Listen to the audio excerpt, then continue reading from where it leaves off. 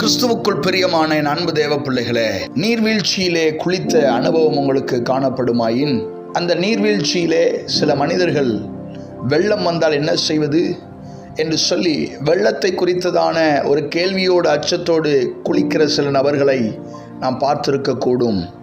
என் அன்பு தேவ பிள்ளைகளே, வெள்ளம் அவ்வளவு கொடிதானதா?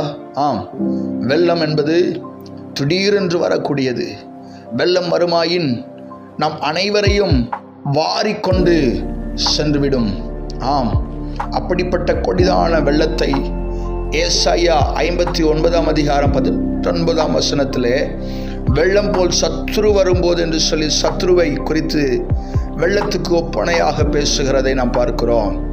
ஆம், வெள்ளம் போல் சத்துரு வரும்போது கர்த்தருடைய ஆவியானவர் அவனுக்கு விரோதமாய் கொடியேற்றுவார்.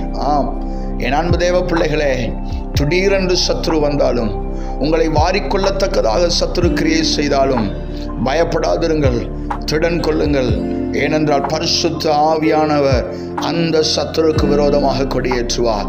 பரிசுத்த தேவன் சேனையிலே வாழ்கிற நிற்கிற தேவ பிள்ளைகளே, பிசாசுக்கு எதிர்த்து நில்லுங்கள், அப்பொழுது அவன் உங்களை விட்டு ஓடி போவான் என்ற வார்த்தையின்படியே தைரியமாக பிசாசுக்கு எதிர்த்து நில்லுங்கள்.